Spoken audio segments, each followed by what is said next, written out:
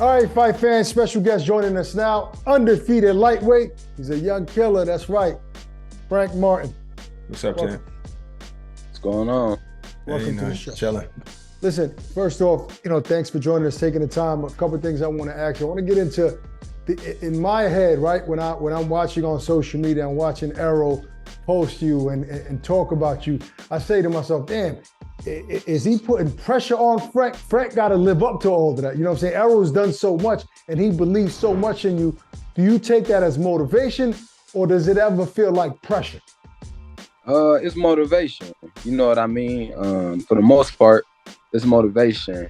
I feel like this is just what comes with it. Like, far as the pressure, that's gonna come with it. You know what I mean? But I try not to let that, get to me. You know what I mean? I just got to go in there and be Frank, and just be relaxed and do me. I feel like every step, you're gonna have extra pressure from the fans, from from everybody. Your expectations always gonna get higher. So yeah, I only mention the pressure from him is because like you got to live up to what he's putting out there. You know what I'm saying? Yeah, Can you talk about that relationship? How did you end up having the relationship with Errol? For those that don't know. Man, I had been coming to the gym probably like I started coming to the gym a few years ago. I just come in and train. I just come in with and Derek train. James or with somebody else? With Maurice James, Derek brother. Okay. Oh, okay. I would train with him and stuff, and Reese always had talked about me to him or whatever, and then EJ would always keep in touch with me when I would be back home or whatever, making sure I was training and stuff like that. And I had came down one time and I had sat down with Derek. Me and my cousin Jalen Smith had a sit down with Derek or whatever, and I kind of told him my goals and stuff and what I wanted to do and accomplish or whatever, and Derek was on board with training me after he really sat down and kind of had a conversation and stuff, and he seen where my head was at. So that was cool with his brother Reese, or yeah. Okay. Reese was the one who really was like, Derek, I want you to train him. You know what I mean? I think you should train him or whatever. And he ended up working with me. So you relocated in Dallas now, like you're not in Indiana anymore. Yeah, I'm in Dallas. Okay. So the first time I seen Errol Spence like backing you was when it was you and Chris Colbert going kind of like back and forth online. Whatever happened to that fight? Why didn't that happen? Man, that's on Chris. That's on Chris. We was ready. I was training. I was locked in. I was ready for it. I guess they said he wasn't ready. You know what I mean? He wasn't in shape or something, but I was ready. What do you think about him as a fighter? What do you think about Chris Colbert as a fighter? He cool. I feel like he all right fighter. Yeah, all right. So, I mean, how would that fight played out? I was gonna knock him out. Mm. I would have knocked Chris Colbert out, man. Like, I would have got him up out of there. I still want to see that fight, actually. I'm not gonna lie to you. Yeah, I think that's a good fight. Now, before we get into the mini Ali, I want to get into your next opponent who, inspired by Muhammad Ali, Mikael Rivera. The lightweight division is one of the most popular divisions in boxing right now, no question about it. Look, you are 16-0. At what point are you going to start calling those big names? What do you need to accomplish from now to the point where you say, all right, I'm ready for whoever? Because it seems like it's creeping up to that point. I mean, this fight that I got in front of me right now, you know what I mean? This one of them fights that's gonna get me right there. So I got to step up and do what I'm supposed to do. And this type of fight, it's a title eliminator, for the WBA. So I gotta go rise to the occasion or whatever, and get the job done against Rivera.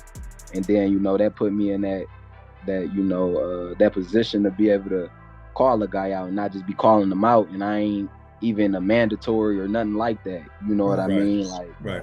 I could call anybody out, but if I ain't gonna be able to get the fight, it really ain't no point for me to just be calling people out, because if you ain't a mandatory or nothing like that, they really gonna look at you like they're gonna ignore you, no doubt. Yeah. So I'm just trying to my team, we trying to set me up or they trying to get me in a position to be able to, when I do call them guys out, like I'm in the right position. It ain't just me calling them out.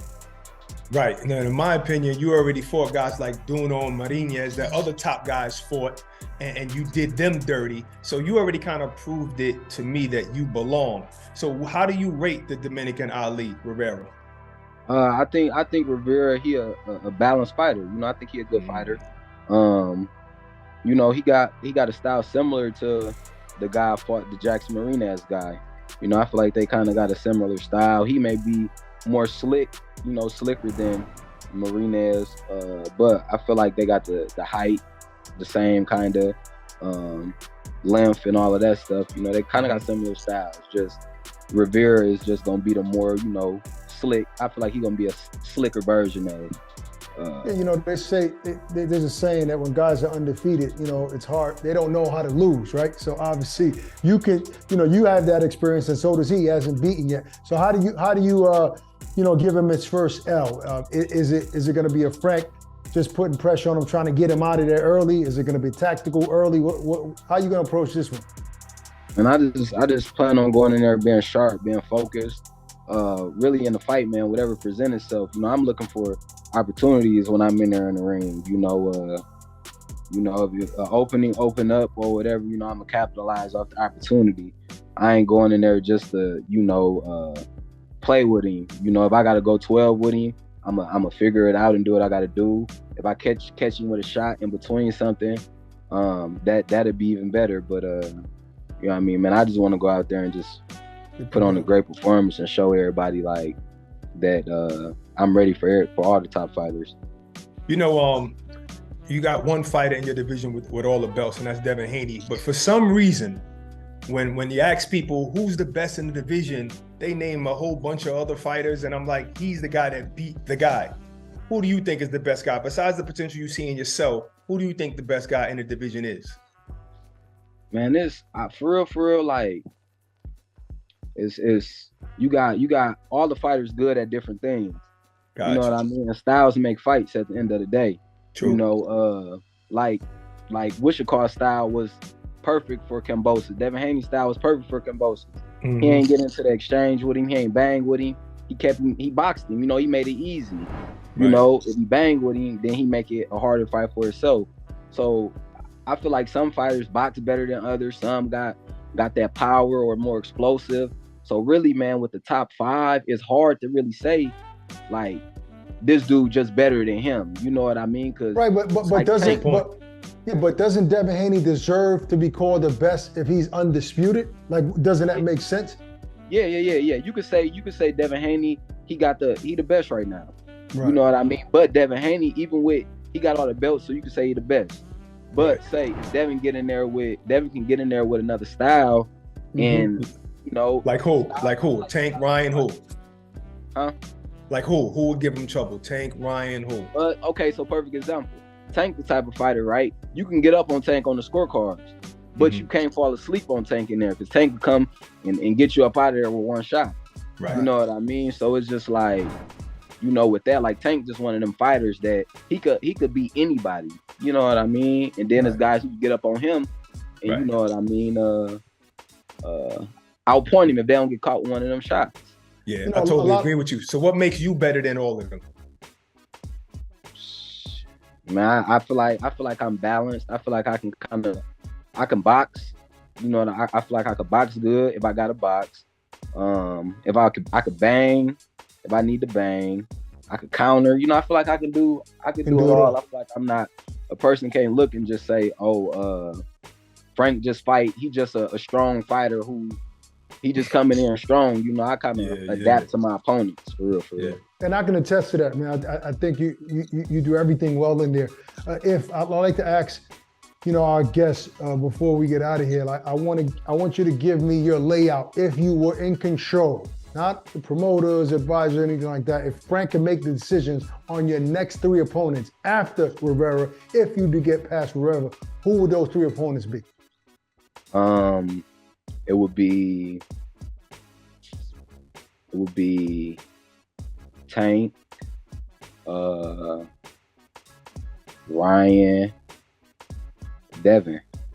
You know, no, it'll be, but the order wise, it would be Ryan, Devin, Tank. Okay. Nice. So to me, that's saying that you believe Tank is probably the harder fighter for you, for your style.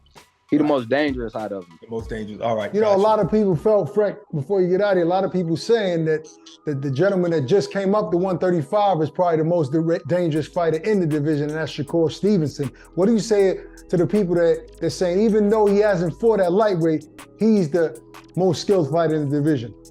Shakur solid. You know what I mean? Shakur solid.